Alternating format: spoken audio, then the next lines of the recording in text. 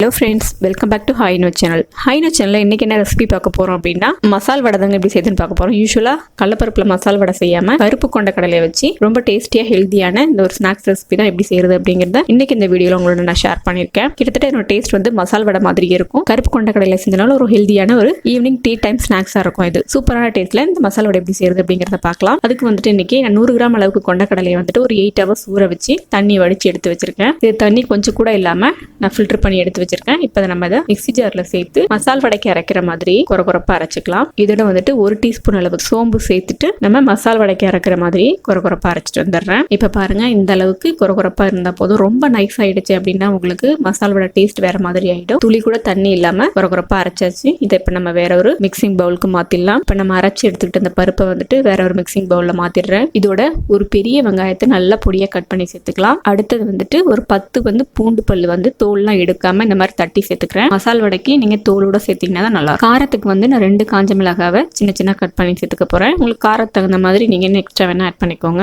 இதோட நல்ல பொடியா நறுக்குன கருவேப்பிலை கொஞ்சம், ஒரு 1/4 டீஸ்பூன் அளவுக்கு பெருங்காயத்தூள், இதுக்கு தேவையான உப்பு சேர்த்துக்கிறேன். கடைசியா உப்பு சேர்த்ததுக்கு அப்புறமா நல்லா நம்ம வெங்காயம் கருவேப்பிலை பூண்டோட சேர்த்து நல்லா கலந்து விட்டுக்கலாம். இதே மாதிரி காராமணி, வெள்ளை காராமணி, கருப்பு காராமணி, வெள்ளை கொண்டக்கடலை, பாசிப்பருப்பு இதெல்லாம் செஞ்சு பாருங்க. கொஞ்சம் வித்தியாசமான டேஸ்ட்ல ரொம்பவே நல்லா இருக்கும். குழந்தைங்க வந்துட்டு இந்த மாதிரி வடையா செஞ்சு கொடுத்தோம் அப்படின்னா கொஞ்சம் விரும்பி சாப்பிடுவாங்க. ஈவினிங் வந்து டீ டைம் ஸ்நாக்ஸ் மாதிரி நம்ம செஞ்சுக்கலாம். இது ரொம்ப ஈஸியான ஒரு ஹெல்தியான ஒரு ஸ்நாக்ஸ் ரெசிபி தான் இது. இப்போ நான் நல்லா கலந்து விட்டுட்டேன். இப்போ இந்த மாதிரி சின்ன சின்ன உருண்டையை எடுத்து நம்ம வடை தட்டி எண்ணெயில பொரிச்சு எடுத்துட வேண்டியது தான். உங்களுக்கு தேவையான சைஸ்க்கு உருண்டை உருட்டிட்டு இந்த மாதிரி உள்ளங்கையில வச்சு ஒரு ப்ரெஸ் பண்ணிட்டு கார்னெல்லாம் நல்லா தட்டி விட்டுக்கிறேன். உங்களுக்கு இந்த அளவுக்கு திக்னஸ் இருந்தா போதும். ரொம்ப மொத்தமா இருந்தாலும் வேகிறதுக்கு டைம் எடுக்கும். மேல வெந்துரும், உள்ள வேகிறதுக்கு டைம் எடுக்கும். அதனால ஓரளவுக்கு மீடியமான சைஸ்ல வந்து நம்ம தட்டிக்கலாம். இப்படி நம்ம வடை மாவு ரெடி ஆயிடுச்சு. எண்ணெய் நல்லா சூடா இருக்கு பாருங்க. அடுப்பை ஹைல வச்சு நல்லா எண்ணெய் சூடு பண்ணிட்டு அதுக்கப்புறம் நம்ம சிம்ல வச்சுக்கணும். சிம்ல வச்சுட்டு நம்ம தட்டி வைக்கிற வடையை போட்டு எண்ணெயில பொரிக்க வேண்டியதுதான். நம்ம இந்த மாதிரி தட்டி போடுறதுக்கு முன்னாடியே சின்ன சின்ன உருண்டையா உருட்டி எடுத்து வச்சுட்டோம் அப்படின்னா உங்களுக்கு போடுறதுக்கு ஈஸியா இருக்கும். நீங்க எடுத்துக்கிற எண்ணெயை பொறுத்து எத்தனை வடை போட முடியுமோ அத்தனை வடை தட்டி போட்டுக்கோங்க. கண்டிப்பா